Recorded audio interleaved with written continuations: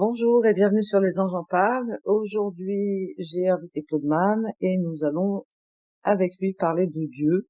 Le bien existe-t-il, du coup le mal aussi, parce qu'on est toujours dans une dualité. Pourquoi l'humanité en est-elle arrivée là? Des questions auxquelles Claude va essayer de nous répondre, de nous éclairer en tout cas. Bonjour Claude. Bonjour, chère Elisabeth. Un grand plaisir de vous retrouver, toujours sur une octave de conscience supérieure à chaque fois. En effet, nous allons traiter aujourd'hui du thème du grand esprit infini, autrement dit de Dieu, mais en réalité, en disant Dieu, c'est une sémantique qui voudrait circonscrire cette intelligence cosmique à une réalité, on va dire, humaine, à une finitude humaine. Je préfère, à ce titre, parler du grand esprit infini. Ainsi, on transcende toute sémantique culturelle pour se projeter dans une conscience universelle, parce qu'il s'agit quand même de traiter de la quintessence de la vie, c'est-à-dire de cette lumière primordiale qui a présidé à toute la création, qui a toujours été, qui sera. Et c'est cela qui donne le vertige, parce que on peut se dire, mais comment se fait-il qu'une chose a toujours été et qu'elle n'a pas de cause et qu'elle est elle-même la cause de sa cause? On est pris de vertige parce que l'intellect binaire a pour fonctionnement un début, une fin. Au niveau de l'espace et du temps, l'intellect binaire a pour habitude de circonscrire les choses. Il y a un début, il y a une fin. Et puis, quand il s'agit du grand esprit infini, eh bien, on découvre qu'il n'y a pas de cause, il n'y a pas de fin. C'est l'alpha et l'oméga. Alors, je vais traiter de cette équation du mal, du bien et dans Dieu, à savoir que fait-il? Quel est son rôle? Certains pensent que Dieu a créé le mal, que Dieu c'est une médaille avec une face lumineuse, une face positive et une face sombre. Oui, c'est Et la que dualité. Parce que sans le bien n'existe pas le mal et sans le mal n'existe pas le bien. Ni l'un ni l'autre n'existerait, il existerait autre chose. à partir de ce que vous dites, chère Elisabeth, nous sommes au cœur effectivement de la dualité. C'est bien de ça dont vous parlez. Vous Oui, parlez de oui, la tout à dualité. fait. Ça veut dire que la dualité serait consubstantielle, bien le mal serait consubstantiel à l'idée de Dieu. C'est donc cela. Ouais, C'est-à-dire que la notion du bien et du mal serait propre à la nature quintessentielle de ce grand esprit. ouais. Alors, vous touchez justement un aspect essentiel et qui m'ouvre un espace de que les possibles. C'est-à-dire que vous venez de dire m'offre un espace de tous les possibles. Et c'est justement cela qu'il faut. Pourquoi? La notion du mal et la notion du bien sont des opposés complémentaires, mais cela n'est valable que au niveau de la création, c'est-à-dire au niveau de l'effet. Et s'il y a un effet, il y a une cause. Oui, Et oui, la cause, elle est très complexe, c'est-à-dire que le mal a une cause, c'est vrai, et le bien a une cause. C'est là que je vais les dissocier. Dieu, le grand esprit infini, en tant que tel, en tant que quintessence, lumière primordiale, n'existe pas dans sa création. Et nous y voilà. Le mot est lâché. Le verbe s'est fait chair. La grande source infinie a émis un son, un mantra cosmique. Et ce mantra cosmique, les ondes sonores de ce mantra s'est propagé dans l'espace infini du cosmos. Ce son a été circonscrit dans une zone du cosmos, à partir duquel la création a commencé à prendre forme. Mais à ce moment, Dieu n'a plus été concerné. Je m'explique. Dieu, le grand esprit infini, n'existe pas dans sa création. C'est-à-dire que, à partir du moment que le Verbe s'est fait chair, à ce moment-là, au moment que cette matière noire cosmique a commencé à s'organiser, la matière primordiale a été fécondée par le son, à partir de cet instant précis, la dualité a commencé. Mais Dieu est resté à son propre sommet, c'est-à-dire dans sa réalité d'éternité, à sa source. Dieu n'a pas été impliqué dans sa création. Il a émis une fréquence, un son.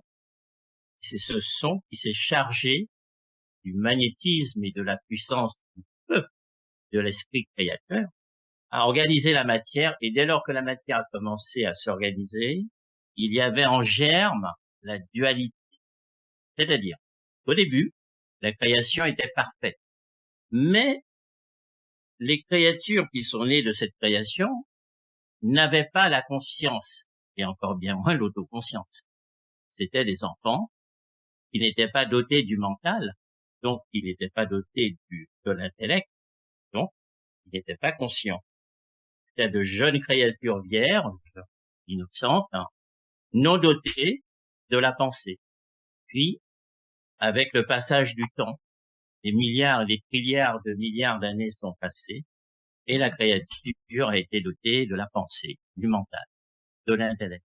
Et à partir de cela, les jeux, la loi de l'alternance a commencé à prendre forme de ces créatures.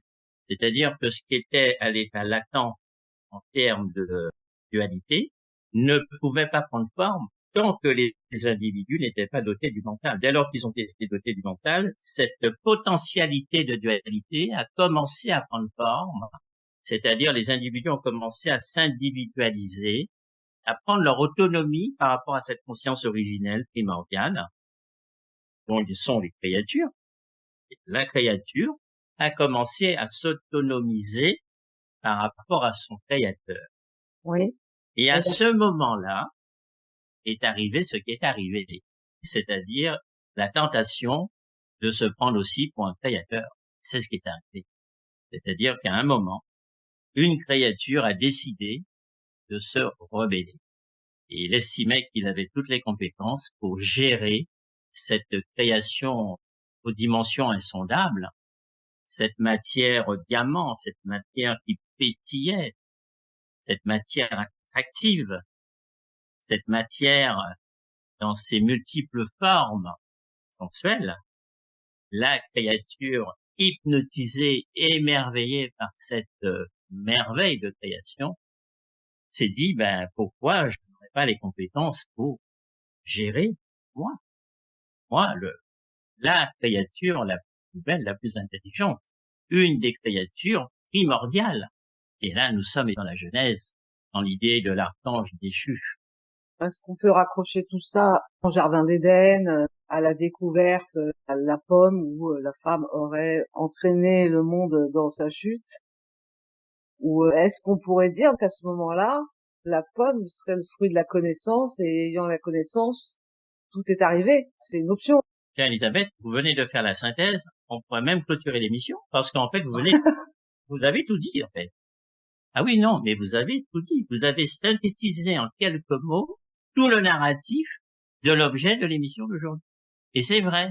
Quand vous dites justement le jardin de l'Éden, c'est ce dont il a été question. C'est-à-dire pendant des trilliards et des milliards d'années, une vie innocente, inconsciente, a fini par émerger le mental qui a eu pour effet de rendre les créatures conscientes d'elles-mêmes.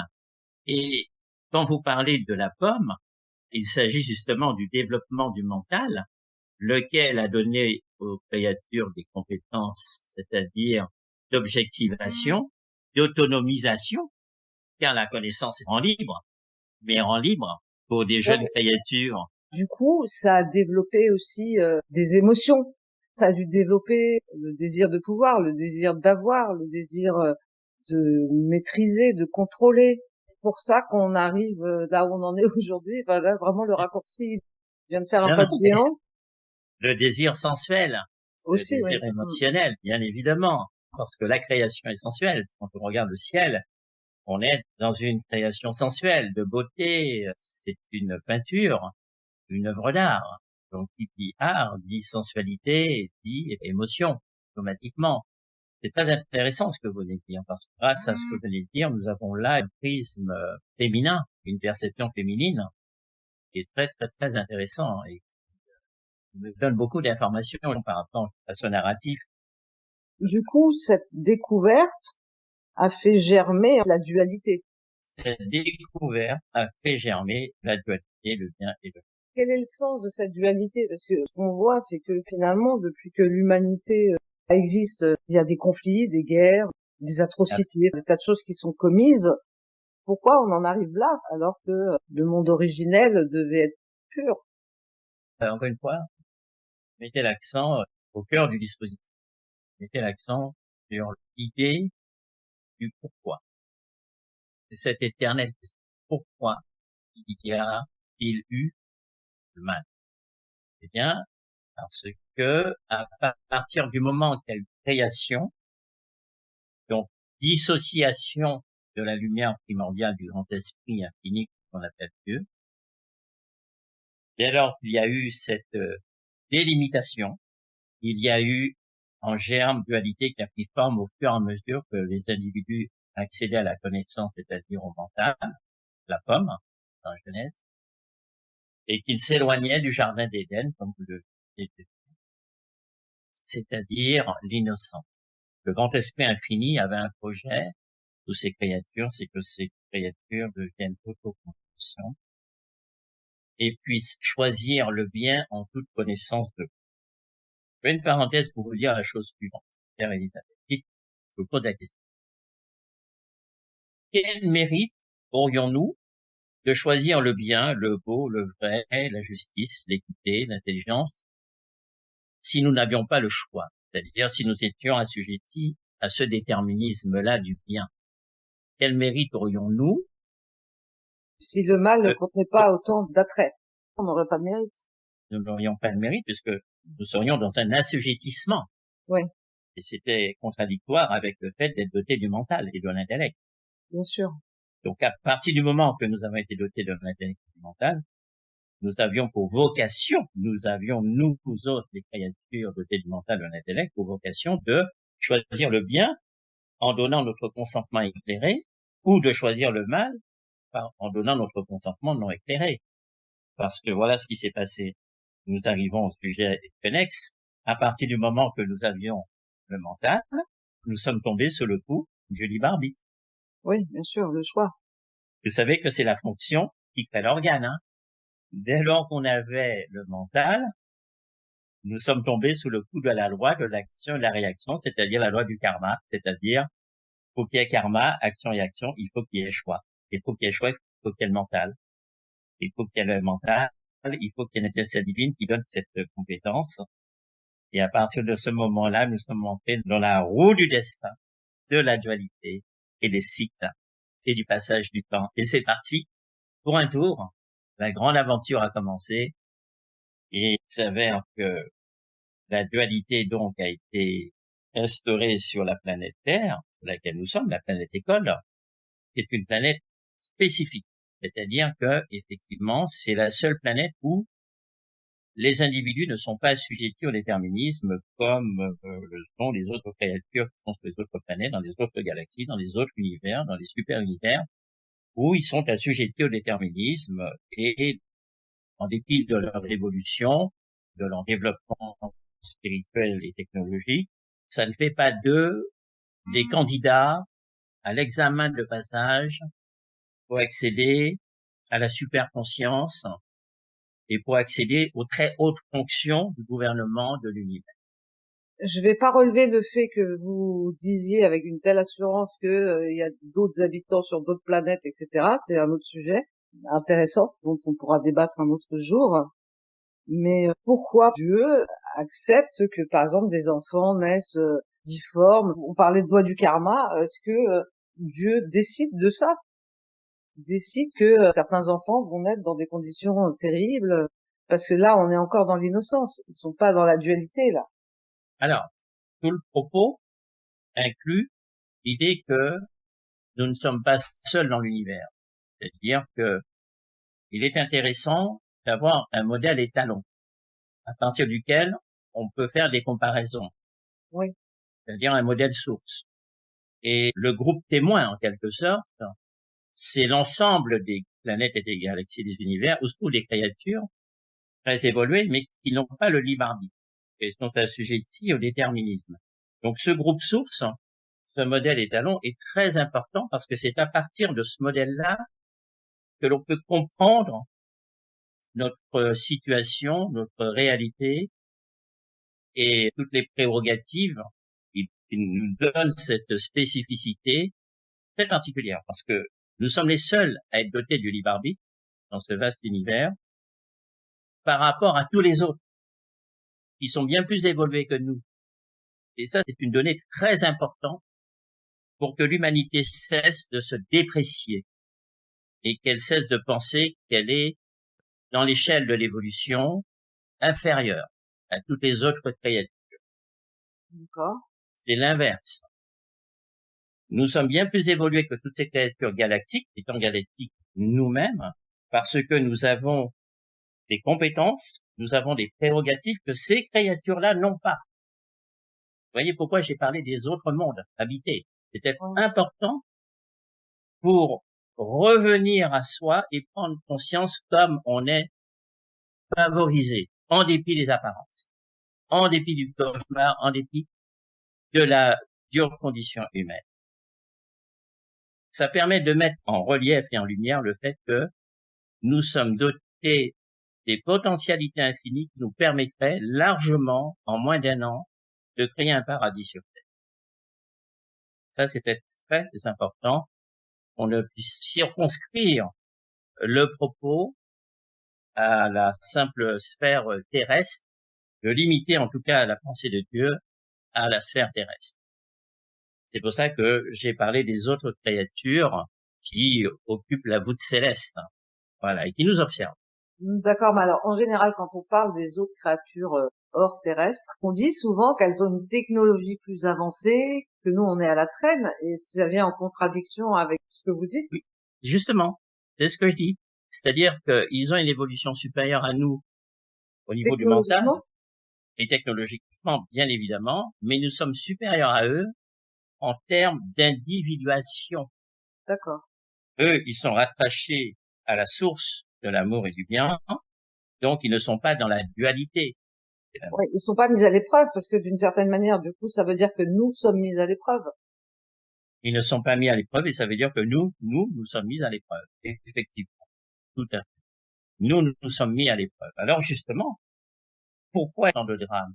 Eh bien, la raison, elle est purement pédagogique. Nous l'avons dit tout à l'heure, quel mérite nous aurions que d'avoir à choisir le bien par déterminisme, par mode culturel. Nous n'aurions aucun mérite et nous serions fragiles et ce serait dangereux. Pourquoi?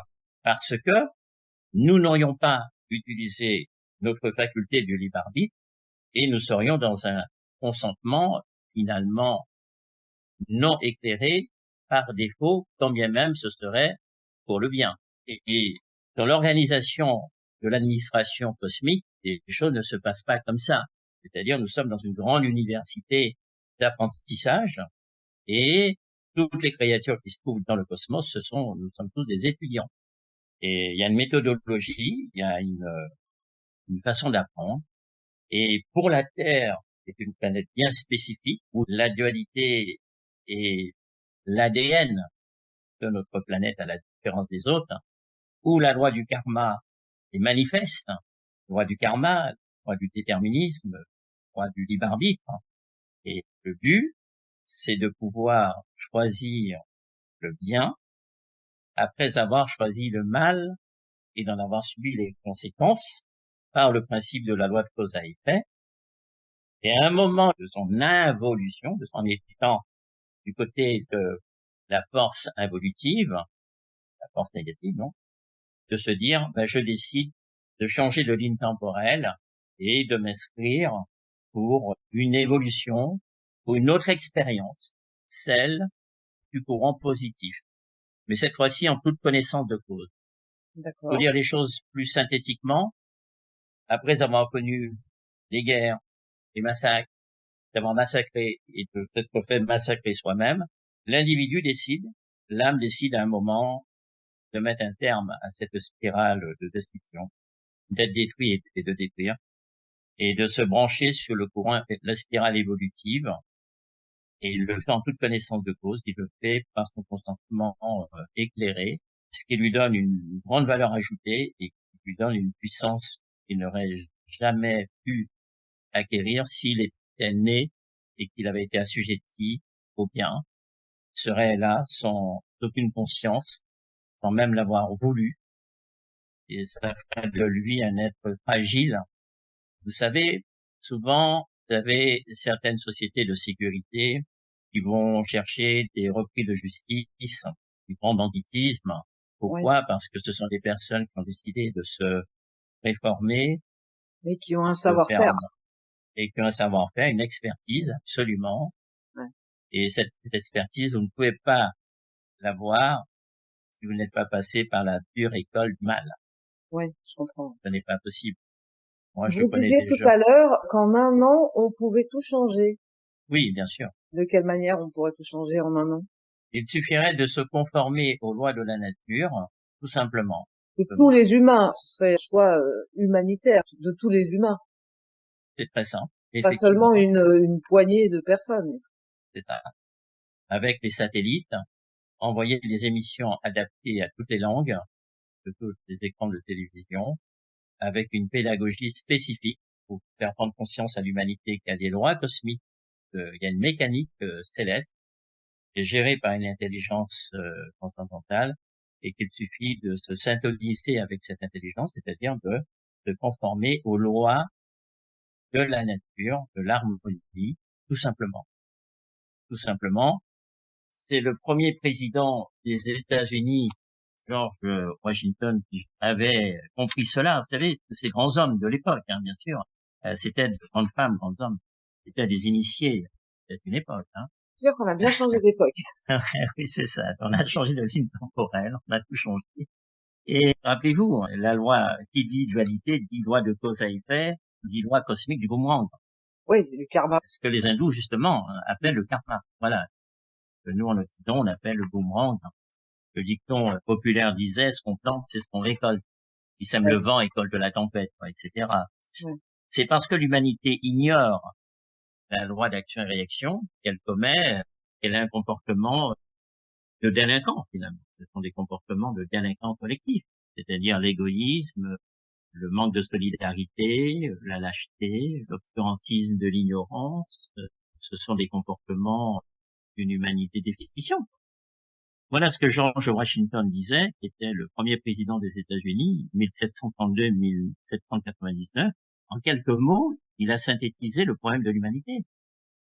Voilà ce qu'il dit. Le sourire favorable du ciel ne peut être espéré par une nation qui ignore les règles éternelles de l'ordre et du droit que le même ciel a établi. En fait, le sourire favorable du ciel Ouais. ne peut être espéré par une nation qui ignore les règles éternelles de l'ordre et du droit que le même ciel a établi. C'est quand même clair. Et Confucius qui disait, l'ignorance est la nuit de l'esprit, une nuit dépourvue de lune et d'étoiles. L'ignorance, c'est un vrai sujet parce que il y a plein de vérités, celles Oui, qu'on veut nous faire croire, celles qui existent. On est quasiment tous ignorants. En et réalité, justement, on apprend toute sa vie. Je pense pas, à un moment donné ou un autre, on détienne la vérité. Il y a trop de pistes, il y a trop de choses dans tous les sens, puis il y a aussi plein de gens qui cherchent à changer la vérité ou la proposer différemment, la vérité. Donc c'est très compliqué, on est tous ignorants. Plus je vieillis, plus je sais que je suis ignorant et plus je cherche la vérité. Hein. Mais j'ai bien conscience de mon ignorance. oui, Peut-être que certains ont peut-être trop d'assurance sur le fait de savoir, se croyant des sachants, et que ça masque une ignorance qu'ils sont pas capables de voir. Ça me semble complexe. ce sujet. Mais oui, vous êtes au cœur du sujet, chère Elisabeth. Cette notion d'ignorance par rapport à la vérité primordiale et consubstantielle à cette loi de dualité. Nous sommes au cœur du sujet. Il y D'accord. a une vérité, c'est vrai, et il y a l'ignorance de l'autre. Les deux sont consubstantiels, chacune a leur réalité propre. C'est-à-dire l'ignorance est consubstantielle effectivement au principe du mal, et la vérité est consubstantielle au bien. Et l'ignorance a sa raison d'être, puisque quand on est ignorant, on a l'humanité qu'on a et la situation qu'on a. C'est le fruit justement de l'ignorance, parce que cette humanité ignore, comme le dit George Washington, elle ignore les règles éternelles de l'ordre et du droit que le même ciel a établi. L'humanité est ignorante. Oui, parce que, on va dire, les terriens ont imposé une vérité. Et que depuis toujours, on voit bien dans les livres d'histoire, l'histoire est transcrite telle qu'on souhaite la laisser derrière soi, non pas réellement. Il y a le côté du prisme, de quel côté on se met de la vérité. Et dans l'histoire, on voit bien que plein de fois, on nous a menti. Et donc l'histoire avec un grand H n'est pas le reflet de la vraie histoire.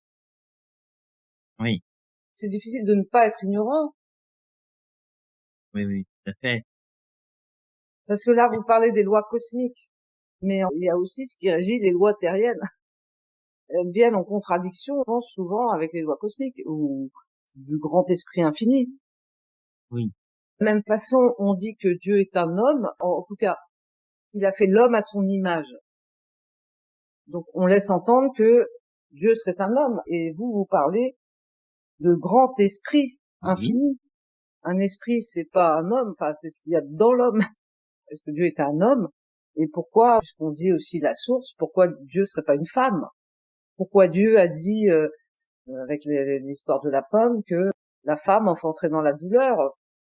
ce serait bien qu'on fasse une émission là-dessus, sur justement qu'est-ce que Dieu. Dieu, effectivement, c'est pas un élément masculin solaire, c'est un élément féminin, c'est une déesse. C'est un vrai sujet puisque ça concerne la gente féminine sur la Terre. C'est une connaissance qui répond à l'intérêt majeur de toutes les femmes, tout élément féminin, dont savoir que Dieu est une déesse. Ah. Ah oui, voilà, c'est ça. J'imaginais que ce n'était ni un homme ni une femme, mais une conscience, un esprit infini, la source infinie. C'est vrai que Dieu pourrait être une femme, parce qu'une femme, quand elle a des enfants, donc qui seraient les enfants de Dieu, elle en prend soin comme une louve. Je veux pas dire que les hommes ne le font pas, mais les femmes sont bien plus impliquées et ont beaucoup d'abnégation vis-à-vis de leurs enfants. Oui, On parle de l'amour inconditionnel des femmes vis-à-vis de leurs enfants. C'est ce qu'on peut attendre d'un Dieu. oui, c'est un sujet essentiel qui mérite une très grande attention de notre part. C'est un sujet, je n'ai aucun doute, que nous allons traiter très très très bientôt. Et c'est vrai que ce sujet de femme qui serait le grand esprit infini et primordial, la cause de toutes les causes, sera d'ailleurs d'intérêt général, sera la grande révélation, la grande apocalypse, le voile qui va se déchirer pour révéler la vérité au monde, que Dieu est un élément féminin. Ça ne saurait tarder. Cette vérité est en marche. Cette vérité est consubstantielle à l'idée de la féminité, de l'excellence. L'Apocalypse, ce que vous venez de l'évoquer, Hmm. c'est inhérent à la religion ou ça existe vraiment par rapport à Dieu? La religion et Dieu, pour moi, c'est deux choses bien distinctes. La religion en tant que institution organisée n'a pas le monopole de la vérité. On peut emprunter des éléments de langage issus des religions Oui, pour des raisons de compréhension sémantique, mais c'est pas pour autant que l'on s'inscrit dans le dogme. oui. Voilà. Donc, une organisation structurée, hiérarchisée, qui contient dans son cercle intérieur ésotérique la vérité. Toutes les religions ont un cercle intérieur ésotérique Il n'est accessible que par des hommes et des femmes ayant atteint un certain degré de maturité spirituelle. D'accord. Il y a l'évangile de Pierre pour le grand nombre, avec des fables et des gags, et puis il y a la religion ésotérique de Jean, où là, on commence à traiter des vraies affaires. Ceux qui ont une maturité psychologique, émotionnelle, intelligence du cœur, des gens spirituels, ne jouent pas dans la même cour. Voilà. J'ai l'impression que la religion a été faite un peu pour asservir les gens, mais que Dieu est là pour nous aiguiller vers une vraie spiritualité, une spiritualité saine et nécessaire. La religion exotérique, dans son cercle extérieur. Ah, exotérique, ouais, d'accord. Effectivement, il y a eu des infiltrations et une prise de contrôle. Mais dans le cercle intérieur, ils n'ont pas pu pénétrer, ils n'ont pas pu s'infiltrer dans les cercles intérieurs qui sont constitués d'initiés de haut niveau, de haut vol.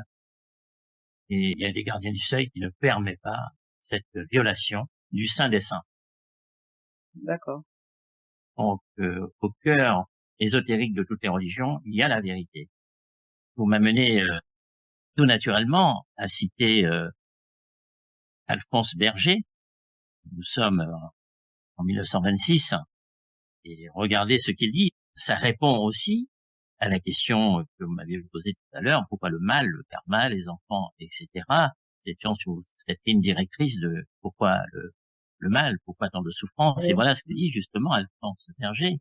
Il dit, fatigué de l'ineptie des choses, de la terre, écœuré par les turpitudes de la politique, pourquoi n'élèverions-nous pas pour y rechercher une consolation et un repos, nos regards vers cette voûte céleste où Dieu a écrit sur l'azur avec des lettres de diamant, comme disait Alexandre Dumas. Là, à travers les mondes qui succèdent aux mondes, parmi les univers qui succèdent aux univers, la pensée chemine libre et sans entrave. Elle va toujours plus haut, toujours plus loin. Elle voudrait trouver des limites à cet espace illimité. Elle voudrait tout au moins concevoir une fin à cet infini. Mais c'est en vain. L'espace et temps défient la mesure et l'estimation. Par-delà l'infini, l'infini recommence, disait le poète. Et quand on demandait au grand Thomas d'Aquin ce que c'était que le temps, il répondait, le temps, si nul ne me le demande, je le sais.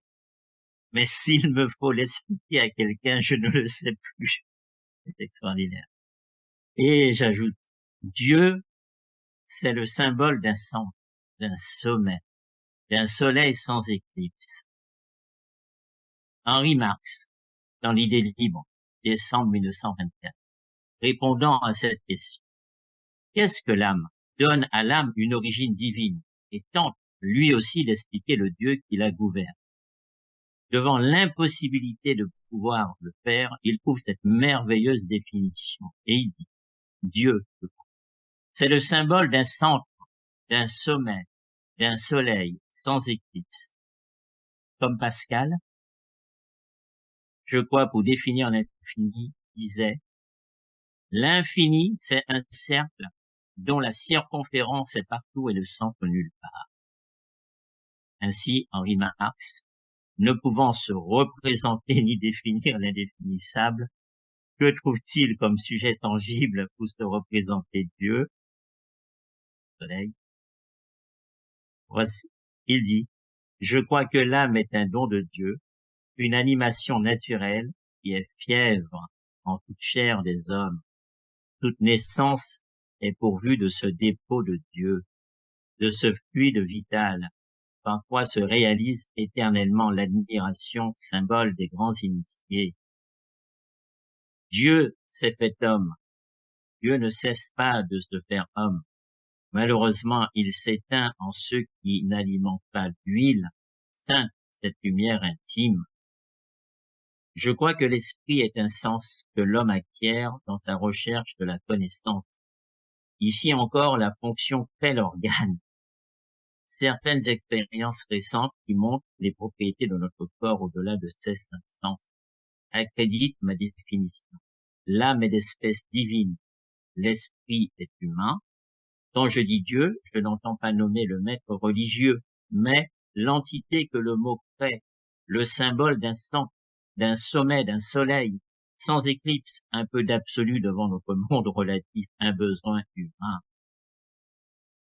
Il voulait dire par là que nous sommes animés par l'esprit, par ce feu divin, mais ce feu peut s'éteindre parce qu'il n'y a plus d'huile sainte pour l'animer.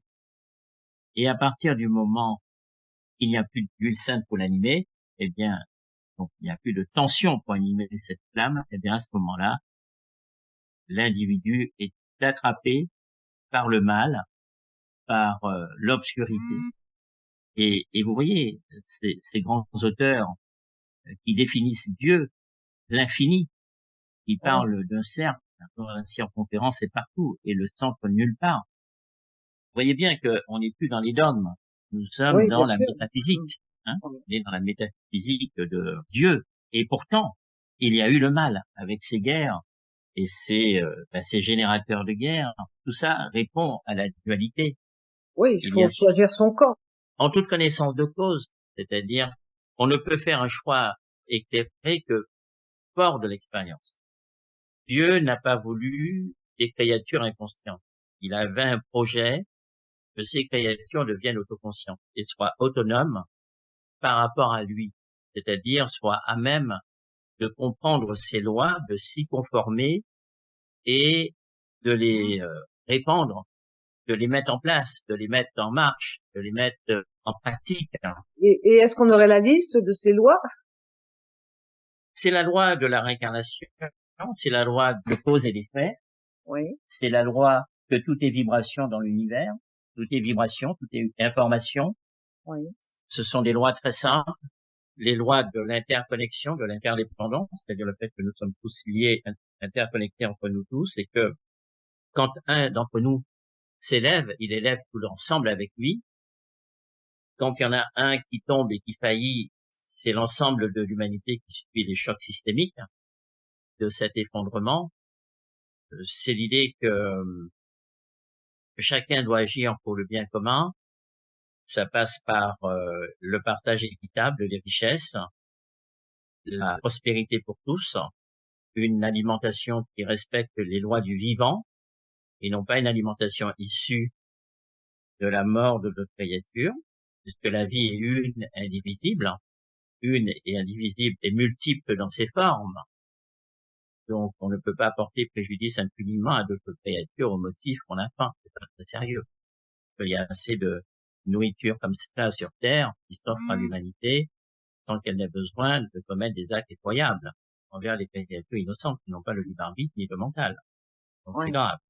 C'est grave parce que l'humanité est le gardien, elle est le gardien de ces créatures qui ne sont pas encore dotées du mental et qui vont l'acquérir dans des millions d'années quand s'ouvrira la possibilité pour elles d'accéder au règne humain. Quand l'humain normalement développé aura accédé, lui, à la super-humanité, la supra-humanité, au demi-dieu, en quelque sorte. Mais pour que ce projet se réalise, il se doit de respecter toutes les formes de vie, de se conformer aux lois naturelles et de respecter sa réalité biologique, de ne pas ingurgiter n'importe quoi non plus. Ce sont des règles très simples qui n'ont rien à voir avec le dogme, qui ont à voir simplement avec ce que disait George Washington, c'est-à-dire connaître les lois de la nature, s'y conformer. Et à partir de ce moment-là, rappelez-vous, nous avions fait des émissions où justement il était dit que on n'attire pas à soi ce que l'on veut, on attire à soi ce que l'on vibre. Oui. Et pour vibrer de bonnes vibrations, il faut que sa nourriture multiforme, il faut que cette nourriture s'inscrive dans un principe de vie et non pas de non-vie. Alors, l'intellect a construit des concepts, des idéologies qui lui donnent bonne conscience afin de persister dans l'erreur. C'est aussi ça la dualité, mais il faut comprendre que au niveau de la conscience métacosmique du grand esprit infini de Dieu, cette conscience n'est pas concernée par les péripéties et par la dure condition humaine. Elle n'est pas concernée, elle n'est pas impliquée dans sa création.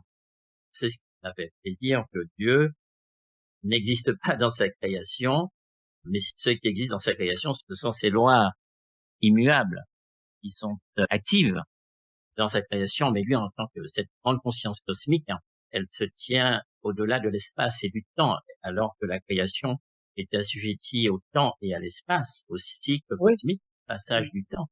Mais Dieu, il est dans l'éternité, vous imaginez. Il est dans l'éternité. Et c'est pour ça que, justement, il y a le bien et le mal. Parce que si Dieu, en tant qu'élément primordial, était dans sa création, ça voulait dire que nous serions dans le paradis d'Éden, dans le jardin d'Éden, et que nous y serions encore, et que nous n'aurions pas les compétences du libre arbitre, du libre consentement éclairé ou pas éclairé, tout ce qui fait que nous avons cette liberté, nous n'aurions pas à développer l'individuation, nous serions encore soumis à cette matrice primordiale cosmique, et cela n'aurait aucun intérêt pour personne, ni pour nous, ni pour nous, créatures, et le Créateur, Dieu, aucune. Donc, nous ne serions pas une valeur ajoutée pour le reste de la création. Ça n'aurait aucun sens. Donc, ça explique pourquoi il y a les guerres. Pourquoi? Parce que Dieu n'est pas présent dans sa création. Ce sont ses lois qui sont en œuvre dans sa création. Mais lui, il se tient au-delà. C'est ce qui a fait dire à beaucoup, si Dieu existait, il n'y aurait pas toutes ces horreurs, donc Dieu n'existe pas. Donc, ils sont devenus, malheureusement, des robots lobotomisés, des androïdes, finalement, sans garde-fou, sans GPS intérieur. Il y a quand même peut-être des gens athées, mais qui se comportent bien. Ils se comportent bien, oui, mais jusqu'à quel seuil pourront-ils résister à certaines tentations? Si vous Ok. avez une conclusion à ce débat passionnant qui mérite plein de sujets, on l'a vu. Chaque loi, d'ailleurs, pourrait mériter une capsule. Il y a beaucoup de sujets. Est-ce que Dieu est une femme? La condition féminine?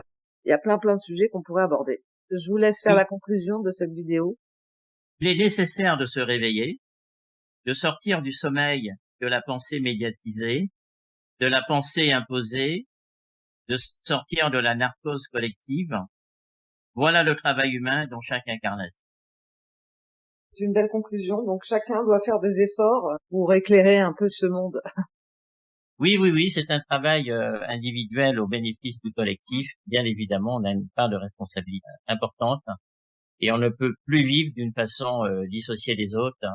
Ça n'est pas possible. On sera sauvés ensemble et non pas individuellement. Et il ne s'agit pas de faire des réserves de nourriture et de se cacher dans un bunker pour penser que ça suffit pour avoir des chances pour être admis en tant que candidat. Ce serait prendre la grande conscience cosmique pour un imbécile. Ce n'est pas en faisant des réserves de boîtes de conserve qu'on va être sauvé. Une affaire bien plus sérieuse que ça, la sélection se fait au niveau de sa conscience. Il y a beaucoup de personnes dans la spiritualité qui ne veulent pas être affectées par tout ce qui se passe, ferment leurs oreilles, leurs yeux, pour ne pas que ça les touche, pour rester en vibration haute. Ça ne marche pas non plus, ça. Ça ne marche pas non plus parce que ils sont dans une distorsion cognitive et comme ils n'ont rien fait ni pour le bien ni pour le mal, ils seront tout simplement inutiles et seront rejetés de partout, y compris du camp du mal comme du camp du bien. Il est préférable d'être dans le camp du mal et de se réformer à un moment, dire c'est ok, je sers maintenant la lumière, je viens vous rejoindre dans le camp du bien. C'est la question du mérite. On a C'est plus de la question mérite du à aller dans le camp du bien quand on a été dans le mal que quand on a toujours été dans le camp du bien. exactement, ou de rester dans une ligne médiane, une position neutre, en disant je me plante sous terre, j'attends que ça passe et puis après je sors et c'est bon, je suis sauvé. Je pense que ces gens se trompent, ils vivent avec une fable, un fantasme, une fiction, et que ce n'est pas très sérieux. L'heure est historique, et quand on a des connaissances, on doit d'autant plus être au service des autres, non pas à son détriment, bien évidemment, mais être au service, c'est-à-dire de générer soi-même des ondes bénéfiques en étant au cœur de la tempête, sur le terrain de bataille. Ouais, présent pour générer la paix, et non pas aller se cacher au motif qu'on est spirituel. Ce n'est pas de la spiritualité, c'est de la passivité et c'est une mauvaise compréhension de la spiritualité. C'est une perception pathologique qui n'a rien à voir avec le principe évolutif et c'est justement ça le mal. Le mal, c'est des gens qui sont dans la spiritualité et qui ne veulent rien entendre de ce qui se passe et qui se cachent et qui attendent que ça se passe. Ils sont pires ceux-là que ceux qui sont dans le mal. Parce que ceux qui sont dans le mal pourront se réformer et au dernier moment choisir le camp du bien et être très utiles pour le bien. Alors que les Ouais. autres seront inutiles. Très bien. Bah, écoutez, ce sera le mot de la fin. Merci Claude d'avoir accepté de donner une partie de votre vision qui demande à être développée sur tout un tas de sujets, on l'a compris. Et puis à très vite sur Les Anges en parlent. À très vite, chère Elisabeth.